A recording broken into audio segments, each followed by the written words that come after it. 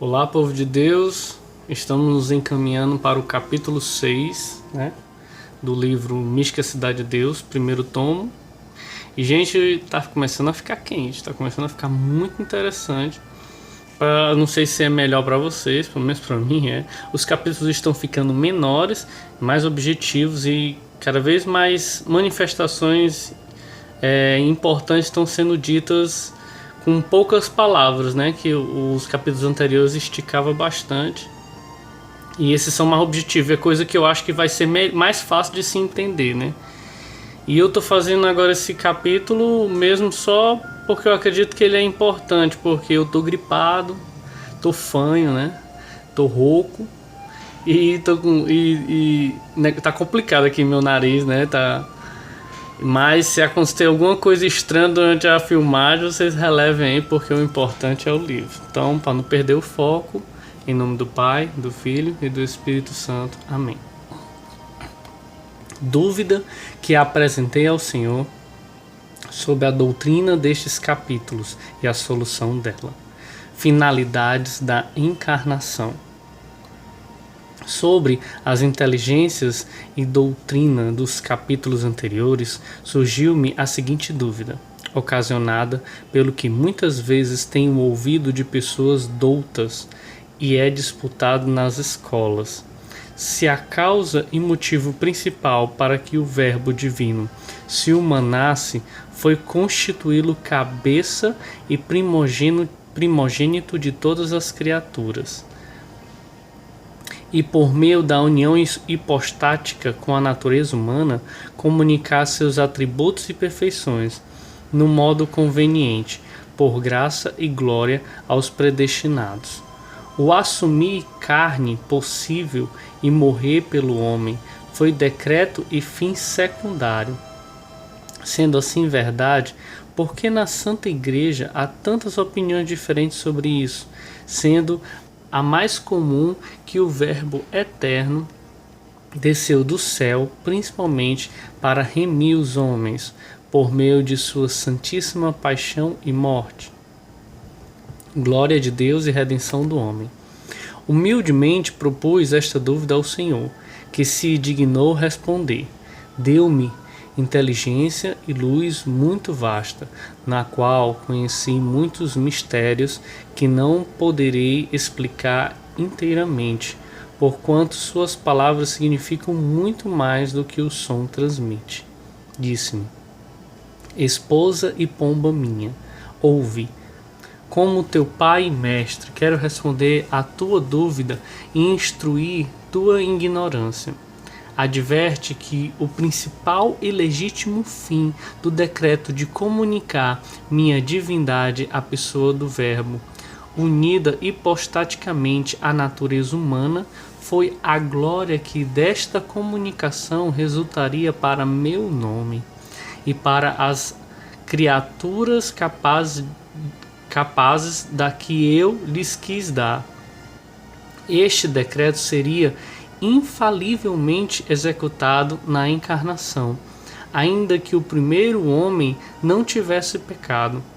Decreto expresso e incondicional na substância, por ele deveria decreto expresso e incondicional na substância, por ele deveria cumprir-se minha vontade de, em primeiro lugar, comunicar-me à alma e à humanidade do Verbo encarnado. Assim, era conveniente a minha equidade e a retidão de minhas obras.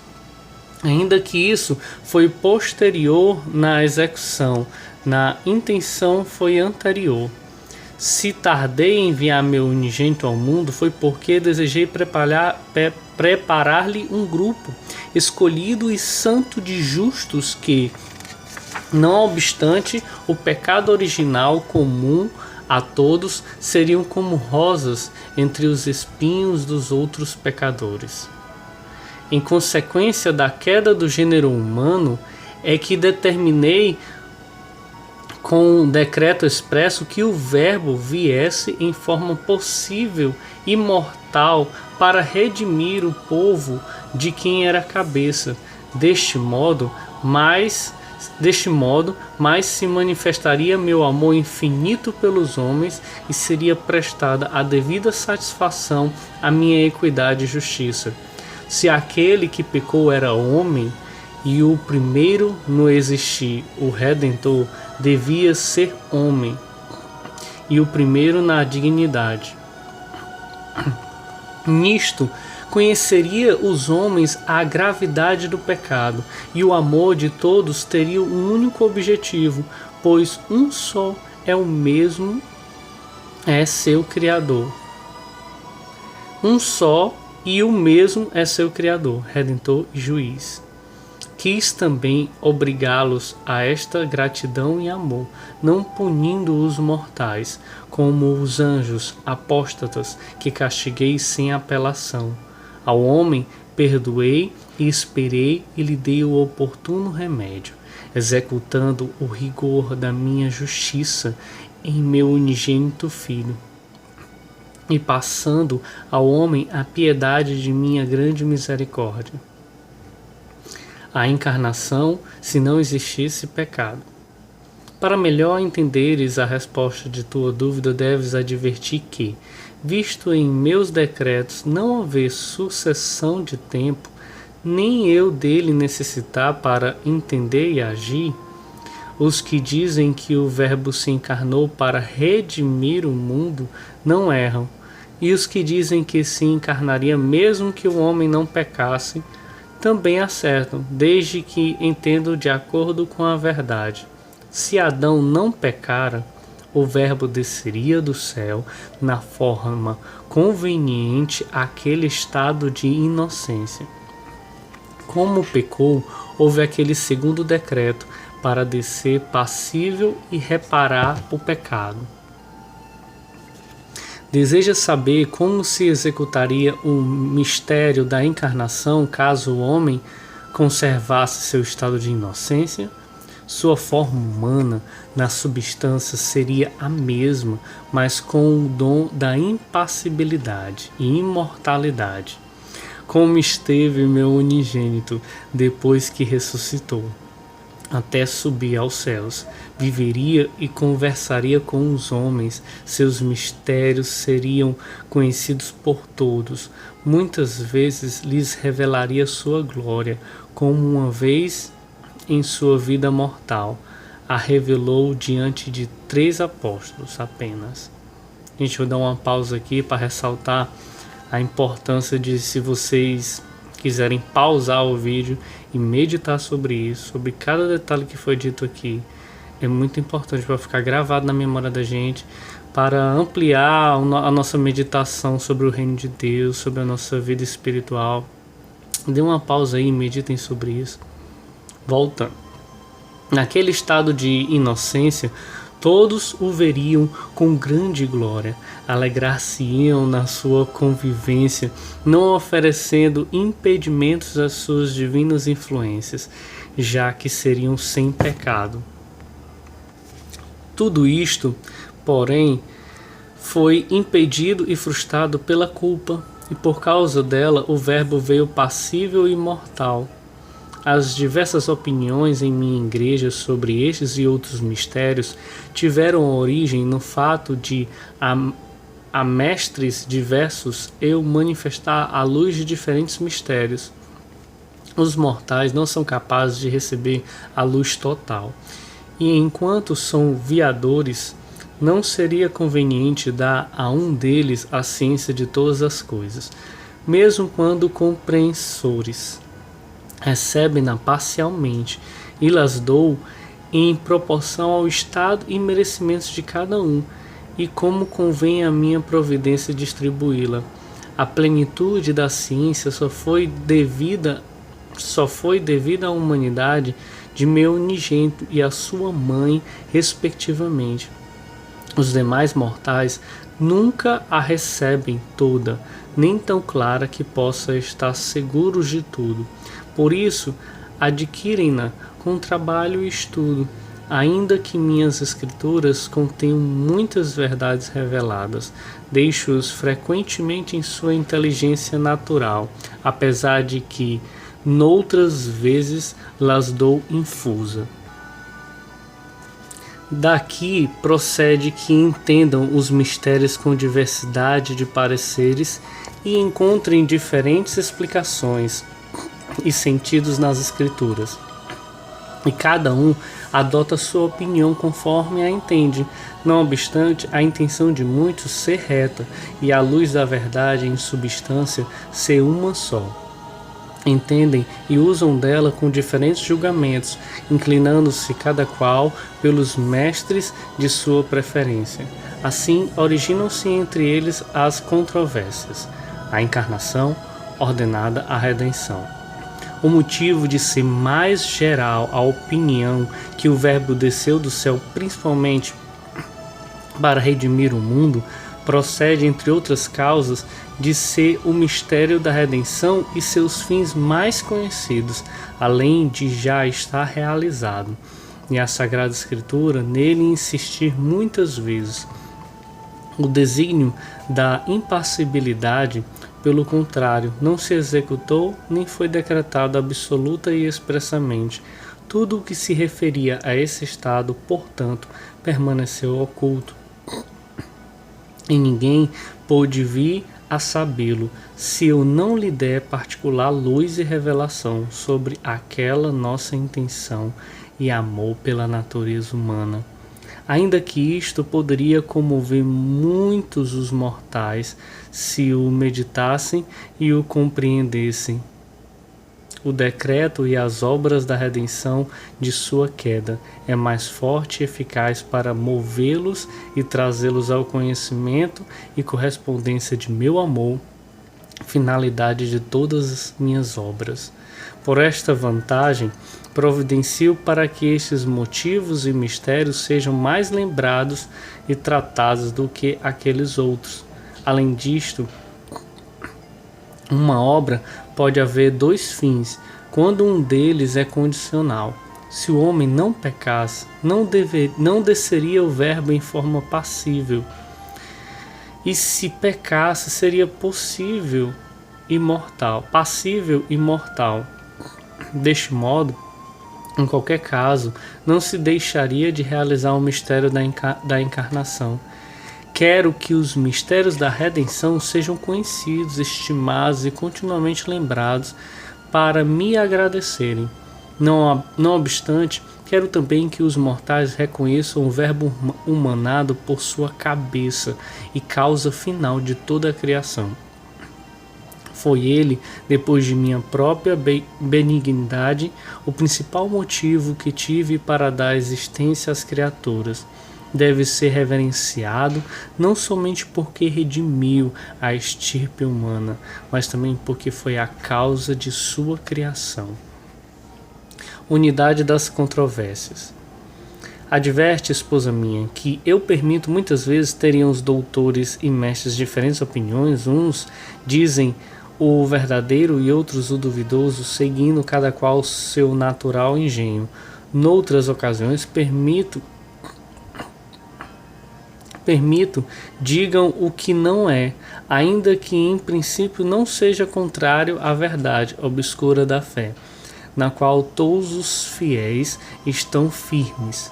Em outras dizem o que julgam possível, segundo entendem. Com esta diversidade, a luz e a verdade vão sendo investigadas e os mistérios esclarecidos, porque a dúvida serve de estímulo ao entendimento para inquirir a verdade. Esta é a honesta e santa causa das controvérsias dos mestres. Tantas diligências e estudos de grandes e perfeitos doutores e sábios demonstram também que em minha igreja há ciência que forma sábios eminentes, superiores aos do mundo, e que acima de todos há um emendador de sábios. Eu que unicamente tudo sei, compreendo, peço e meço, sem poder ser medido nem compreendido. Por mais que esquadrinhem meus juízos e testemunhos, não poderão os homens compreendê-los, se eu, que sou o princípio e autor de toda a sabedoria e ciência, não lhes der inteligência e luz. Por mais que esquadriem meus juízos e testemunhos, não poderão os homens compreendê-los, se eu, que sou o princípio e autor de toda a sabedoria e ciência, não lhes der inteligência e luz. Sabendo isso, quero que os mortais me louvem, enalteçam e glorifiquem eternamente. As heresias. Quero também que os santos doutores, com seu honesto, santo e louvável trabalho, adquiram para si muita graça, luz e glória, para a verdade ir sendo descoberta, esclarecida e cada vez mais se aproxime de sua fonte. Investiguem com humildade os mistérios e obras de minha destra, delas participem e gozem do pão do entendimento, de minhas escrituras. Usei de grande providência com os doutores e mestres, ainda que suas opiniões e dúvidas tenham sido tão diversas e por diferentes motivos. Umas vezes são para minha honra e glória, e outras apenas para impugnar-se e contradizer-se por razões terrenas. Com esta porfia e paixão procedem desigualmente. Apesar disso, tenho-os governado, dirigido e iluminado, assistindo-os com minha proteção, de maneira que a verdade tem sido muito investigada e esclarecida. A luz para conhecer muitas de minhas perfeições e obras maravilhosas foi bastante aumentada, sendo as Santas Escrituras tão altamente interpretadas que isto muito me tem agradado e satisfeito. O inferno, ao contrário, por esta mesma causa, enfureceu-se com incrível inveja, e ainda mais nos tempos atuais, ergueu o seu trono de iniquidade, combatendo a verdade e pretendendo tragar o Jordão. Valendo-se dos homens, por meio de heresias e falsas doutrinas, derramou sua cisanha para obscurecer a luz da santa fé. O resto da igreja, porém, e suas verdades encontra-se em grau perfeitíssimo. É assim que para os fiéis católicos, mesmo quando seduzidos e cegos por outras misérias, se mantém a luz da verdadeira fé. Mas são poucos ainda os que se dispõem a entender-me com total submissão e fervor. Quero também, minha esposa, que entendas minha providência dispõe que haja entre os mestres muitas opiniões, a fim de mais se investigarem meus testemunhos. Assim é manifestada aos homens viadores a medula das divinas letras, mediante suas honestas diligências, estudos e trabalhos. Não obstante, seria de muito agrado e serviço para mim que as pessoas doutas evitassem a soberba, inveja, ambição de vanglória e outras paixões e vícios daí gerados, além de toda a má semente que resulta de tais trabalhos, quando empenhados com viciosas intenções. Entretanto, não a arranco logo, para não se estipar a boa com a má semente. Tudo isso me respondeu o Altíssimo e outras muitas coisas que não posso manifestar. Seja eternamente bendita sua grandeza, que houve por bem instruir minha ignorância e fazê-la tão adequada e misericordiosamente, sem dedignar-se com a pequenez desta mulher incipiente e de todo inútil. Dê-lhe graças e louvores sem fim todos os espíritos bem-aventurados do céu e justos da terra. Gente, eu vou mostrar isso aqui para vocês. Tem uma imagem, ó,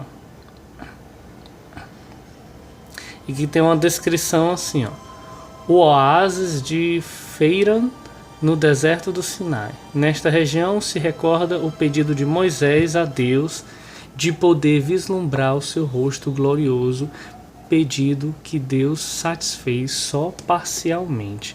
Êxodo 33, 20. Era preciso esperar que o unigênito Filho de Deus deixasse com Filho de Deus, deixasse com a encarnação o selo do Pai e viesse revelar aos homens a face cheia de graça e de bondade do Deus escondido. Amém. Fim do capítulo 6. Até o próximo capítulo, gente. Não esqueça de meditar em cada trecho, viu? Quem gostou, compartilha, envia para os seus amigos, coloca comentários, né? Coloca um legal aí no vídeo, se inscreve no canal e esperem por mais novidades e a continuação do livro. Rezem por mim. Quem me conhece, reze por mim. Os que não conhecem também, reze por mim também, me coloquem em suas orações. Peça a Deus pela minha conversão, pela salvação da minha alma, toda a minha família e pela minha vocação. Amém.